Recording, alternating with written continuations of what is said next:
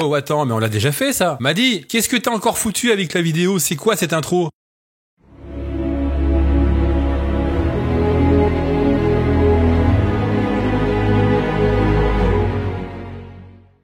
Bonjour à tous et bienvenue dans Chronique Post-Apocalyptique. Il y a très longtemps, à l'époque où je faisais mes débuts sur YouTube, l'une de mes premières vidéos avait été la critique d'une bande dessinée post-apocalyptique, L'autoroute sauvage. Post-chronique, la vidéo en question date de 2 ans. Ce n'était pas, il y a très longtemps. Oui bon, c'est pas récent, c'est ce que je voulais dire. Bref, quoi qu'il en soit, à l'époque, je n'avais peut-être pas pris le recul nécessaire et ma critique, il faut être honnête, était plutôt à charge. Vous aviez fait une vidéo de piètre qualité, ce qui n'a pas vraiment changé depuis.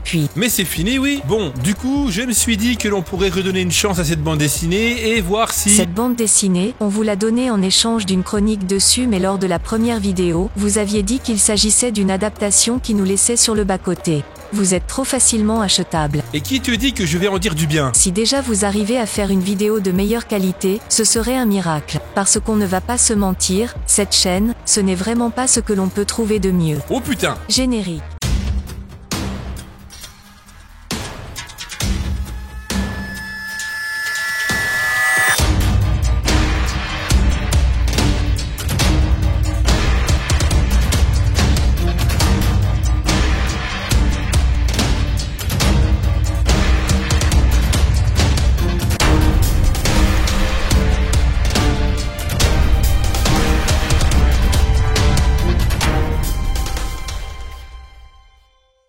Je dois bien l'avouer, cette vidéo hors-série n'était pas forcément au programme, comme tous les hors-séries finalement. Il y a 2 ans, j'avais déjà tenté de critiquer cette bande dessinée, et il est vrai que je n'en avais pas forcément dit que du bien. Rassurez-vous, le fait que l'on m'a donné ce livre en échange d'une vidéo ne va pas changer ma façon de faire. S'il y a des choses à dire, je les dirai. Ce point éclairci, passons maintenant au livre à proprement parler. Écrit par Mathieu Masmondé, auteur de nouvelles, scénariste pour la télévision et le cinéma, il signe ici avec L'autoroute sauvage, tome 1, 2 et 3, son premier scénario de bande dessinée. Côté dessin, la trilogie est illustrée par Zhang Xiaoyu, un illustrateur originaire de Chine qui a pas mal d'albums à son actif, notamment Le Clown, publié chez Casterman en 2007. Et enfin, n'oublions pas bien évidemment l'autrice qui a inspiré toute cette histoire, Julia Verlinger, dont la bande dessinée est une adaptation de son œuvre la plus connue, L'autoroute sauvage, parue pour la première fois en 1976. La bande dessinée, c'était à la base 3 volumes sortis en mai 2015, désormais indisponibles, mais l'ensemble a été réédité sous la forme d'une intégrale en 2017, chez les Humanoïdes Associés, une maison d'édition fondée en décembre 1974, spécialisée entre autres dans la science-fiction. Lors de ma première vidéo, j'avais surtout critiqué le fait que l'adaptation avait été particulièrement décevante par rapport au support d'origine, et je ne reviendrai pas sur mes propos. Pour moi, la trilogie de Julia Verlinger est et restera une œuvre coup de cœur particulièrement passionnante, une référence dans le monde des œuvres post-apocalyptiques. Et c'était peut-être pour ça finalement que j'ai été aussi déçu par la BD à l'époque. Déçu de voir qu'il n'y avait que 3 tomes, déçu de constater que l'adaptation avait pris autant de liberté avec l'œuvre originale. Ce sentiment aujourd'hui n'a pas changé, je me dis toujours que cette bande dessinée est un véritable gâchis et qu'ils auraient pu et dû aller beaucoup plus loin, autant dans le respect de l'œuvre originale que dans le nombre de tomes. Mais finalement, qu'en est-il réellement de cette bande dessinée en tant que telle? Lorsqu'il a fallu que j'écrive cette vidéo, je me suis dit qu'il fallait que je change ma façon de voir, que je prenne un peu de recul. J'ai donc mis de côté le support original, oublié qu'il s'agissait d'une adaptation, et j'ai considéré l'œuvre pour ce qu'elle est, c'est-à-dire une bande dessinée post-apocalyptique. Du coup, de quoi ça parle? L'histoire débute longtemps après une catastrophe avec une attaque sur une communauté habitant l'île de Porquerolles. Une femme, Hélène, voit sa sœur enlevée par une horde de sauvages. Suite à cet événement, elle va se lancer sur les routes de France vers Paris où est séquestrée sa frangine et va devoir affronter la violence sauvage de ce monde dévasté. Elle réalisera très vite qu'elle doit trouver des alliés pour surmonter l'insurmontable et au cours de son périple, elle rencontrera Mo, une sorte de guerrier presque muet, en qui elle verra un protecteur qui l'aidera à assouvir sa vengeance. Mais sur les kilomètres de l'autoroute sauvage, tout peut arriver. Alors, que dire de cette intégrale? On ne va pas se mentir, scénaristiquement, ça ne va pas spécialement bien loin, mais ce n'est pas pour autant que cette BD ne se laisse pas lire. Le premier mérite de l'autoroute sauvage, c'est de se passer en France. Ça peut paraître chauvin, mais dans un monde archi-dominé par la culture anglo-saxonne et où la quasi-totalité des invasions extraterrestres se déroule étrangement que sur le continent américain, le fait que cette histoire se passe en Europe et dans des lieux bien connus fait du bien. Concernant le cataclysme qui a détruit le monde dans lequel évoluent les personnages, on ne sait finalement pas grand-chose. chose, tout du moins pas avant la toute fin. Seule la vision régulière de la Lune détruite laisse imaginer l'ampleur de la catastrophe. Et c'est plutôt malin ici, vu que ça nous oblige à lire l'intégrale pour enfin comprendre ce qui s'est passé. Autre idée intéressante, l'histoire ne se déroule pas juste après que le monde ait pris cher. L'intrigue se situe une génération après, ce qui permet à certains personnages d'expliquer comment était le monde avant en renforçant l'aspect inconcevable de la situation. Tout l'intérêt repose au final sur l'interaction entre les personnages qui évoluent dans des décors que, pour ma part, j'apprécie tout particulièrement. L'illustrateur a vraiment un bon coup de crayon et on pourrait regretter qu'il n'y ait pas plus de planches qui représentent la France dans cet univers post-apocalyptique. On retrouve un peu nos repères grâce à des symboles comme la Tour Eiffel ou encore cette autoroute qui part de la capitale vers le sud et le bord de mer, mais j'avoue, j'ai été bluffé par ces paysages étonnants de réalisme. Côté histoire, c'est assez bestial et sauvage, à ne pas mettre entre toutes les mains donc. Mais de mon point de vue, j'aime assez cette simplicité dans l'action. Ça va à l'essentiel, il y a du sang, de la survie, un peu de sexe, bref, c'est plutôt nerveux dans l'ensemble. L'auteur nous présente une vision sombre et violente de l'avenir de l'humanité dans lequel l'espoir a bien du mal à trouver sa place. Tout le long, on est invité à suivre les aventures des deux héros. D'un côté, Hélène, jeune et cervelée, particulièrement agaçante, mais prête à tout pour retrouver sa sœur disparue. Et de l'autre, on a Mo, un héros fort, musclé, mais qu'on devine traumatisé par son passé. On comprendra au fil des pages que l'amour entre les deux est quelque chose de très relatif. Elle, c'est une femme qui a été un jouet sexuel et qui a besoin de protection, voire d'une figure parentale, tandis que lui a un besoin d'assouvir ses pulsions sexuelles. Mais contre toute attente, de cet intérêt minime naîtra finalement un véritable amour. L'essentiel de l'histoire décrit des séquences d'action lorsque le duo, bientôt rejoint par un troisième larron, se confrontera à différents clans, mais des éléments nous expliquent néanmoins la constitution de nouvelles communautés jusqu'à la toute fin, où l'arrivée à Paris va permettre de grandes révélations sur le passé. Si je devais résumer ma critique en une seule phrase, finalement, je dirais que ça va à l'essentiel. Le monde est en piteux état, teinté de violence et de déshumanisation. Tout le long de l'histoire, ça ne lésine pas sur les moyens employés, et il faut être honnête, je me suis pris au jeu. C'est tout à la fois beau, violent, radical, et ça laisse que peu de répit pour souffler tant l'action s'enchaîne dans des décors d'un esthétisme graphique grandiose. À chaque planche, l'ambiance est assez stressante et immersive, et à chaque coup dur, nouvel élément apporté à l'histoire, rencontre, pas vers Paris ou affrontement, la tension monte d'un cran. On a aussi droit à une certaine évolution au niveau des personnages, et ce n'est pas pour nous déplaire. Ainsi, Mo passera de solitaire introverti à groupé sentimental au contact d'Hélène, et cette dernière découvrira petit à petit que tous les hommes finalement ne sont pas que des bêtes assoiffées de sang et de sexe. Tout cela ne fait qu'ajouter de l'attrait au personnage et fait durer le suspense. Alors vous vous dites, bah finalement elle a l'air terrible cette bande dessinée. Et là, je me dois de vous dire la vérité. Oui, j'ai bien aimé l'histoire malgré le fait qu'elle ne soit pas spécialement développée. J'ai énormément adoré les dessins, tout comme j'ai été séduit par le rythme et l'enchaînement du récit. Ce que j'ai eu entre les mains, c'est la version intégrale de l'histoire, c'est-à-dire en gros une bande dessinée de 160 pages. Et pour tout vous dire, j'ai retrouvé après ma lecture le même sentiment de frustration que j'avais eu lorsque j'avais fait ma première critique. Plus encore ici d'ailleurs, étant donné que je me suis concentré sur l'œuvre elle-même en faisant abstraction de ses origines. Les dessins sont magnifiques, le scénario fait le café, le rythme passe bien, mais la fin, non. Je suis désolé, mais je persiste dans mes propos. Cette œuvre aurait mérité bien mieux que de finir comme cela, aussi brusquement. Pour une fois qu'on a la chance d'avoir une œuvre post-apocalyptique qui se passe en France, celle-ci se termine d'une manière que je trouve particulièrement con. Pour moi, cette BD n'a jamais été conçue comme une œuvre qui aurait pu aller très loin, et c'est tellement dommage. Il y avait tant à développer, que ce soit avec Hélène, les divers clans, tous aussi barges et violents les uns que les autres, ou même, encore mieux, avec la véritable raison qui a fait que ce monde est à présent ce qu'il est. Ce sentiment de frustration, un peu comme si tu voulais encore du dessert mais qu'il n'y a plus rien à manger, est d'autant plus fort lorsque tu vois le support de la BD. L'intégrale que j'ai eu la chance d'obtenir est une édition fourreau du plus bel effet. Ce coffret est vraiment sympa et en bonus à la fin de l'ouvrage, vous pourrez même trouver les crayonnés de l'illustrateur. Alors au final, est-ce que je recommande vraiment ce livre? Très honnêtement, je pense que oui, au moins pour tous les points positifs que je vous ai cités tout le long de cette chronique. Même si malheureusement cette intégrale aurait tendance à nous laisser sur notre faim, il n'en reste pas moins que ça se laisse franchement bien lire et vous passerez un bon moment dessus. Comme je vous l'ai dit, la version d'origine en 3 tomes séparés est plutôt difficile à obtenir, il y a plus de chances que vous trouviez l'intégrale à la place. Mais vous pouvez me croire, vous ne perdrez pas grand chose au change. Cette vidéo se termine,